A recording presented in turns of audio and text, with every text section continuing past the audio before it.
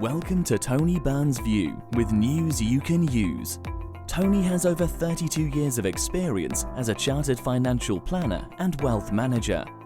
Tony's passion is to help you retire early and live the life of your dreams with no financial worries.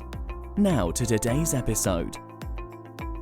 The Great Wealth Transfer and why it matters to you. A recent survey by Russell Investments has revealed some really insightful findings on intergenerational wealth transfers.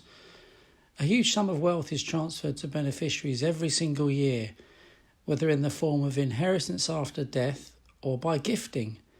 However, over the last few years, headlines about the inheritance wealth economy and the big generational wealth shift have appeared just about everywhere.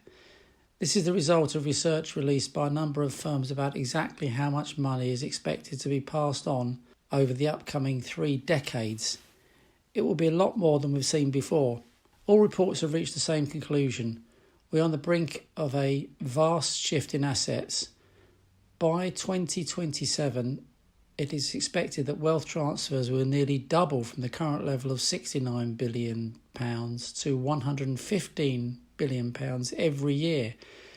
It has been described as the great wealth transfer of the 21st century. The 2 key drivers behind the great wealth transfer. According to the King's Court Trust, £5.5 trillion will move hands in the United Kingdom between 2017 and 2055, with this move set to peak in 2035. Why?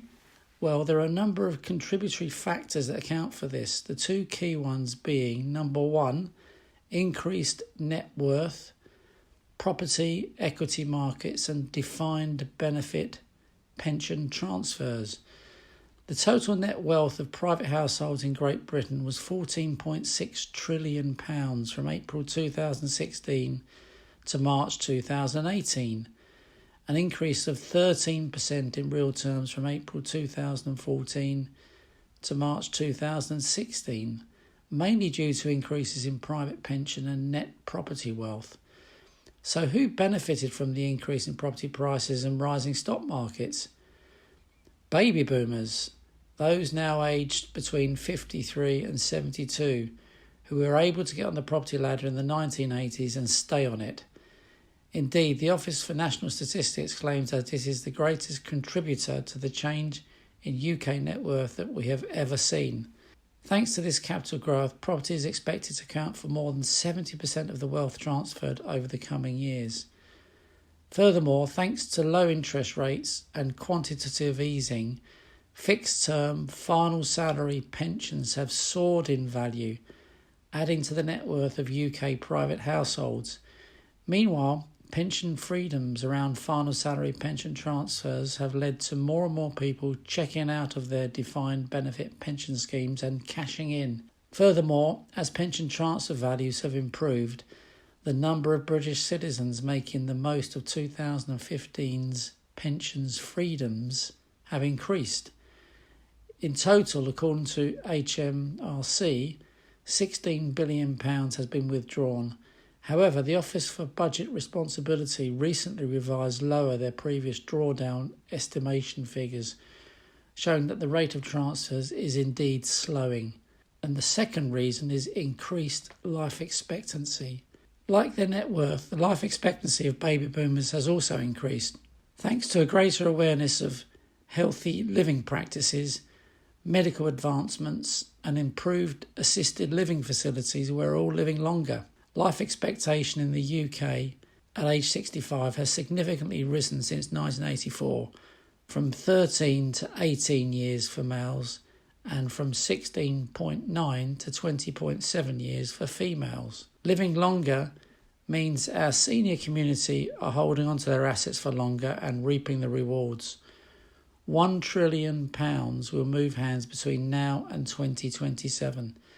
Spouses, children, grandchildren and nominated persons are going to receive large bulk sums all in one go. Russell Investments survey revealed that 64% of high net worth individuals under 40 are considering or plan to consider investment returns as their primary source of income within the next 5 years.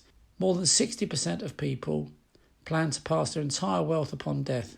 Though this may seem understandable due to many holding on to their assets to sustain their lifestyle, or due to the taboo subjects that are money and death, limiting one's wealth to full transition on death may actually not be the most sensible thing to do. In fact, the inheritance tax burden alone should warrant some pre-death distribution.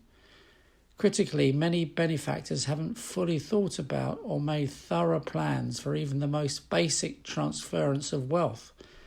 Only 26% of people have a full strategy in place to transfer their wealth to the next generation, while 1 in 3 indicate they have done nothing at all to prepare for passing on wealth to the next generation. It is vitally important for people of the sandwich generation, in other words, those who support both their children and their parents, or the younger generations, those between ages 18 and 35, to engage with their benefactors and their financial planners as early as possible.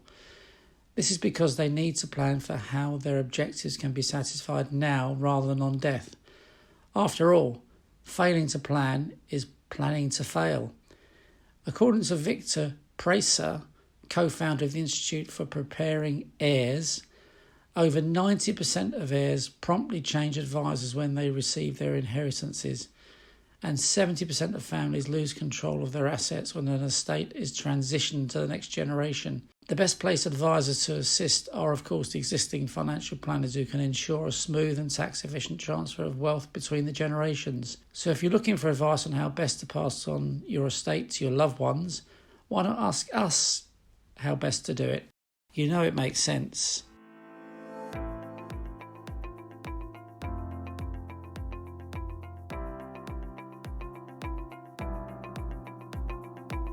Thank you for listening to today's episode. If you enjoyed it, don't forget to share it with your friends and family. For more information, head to www.wealthandtax.co.uk.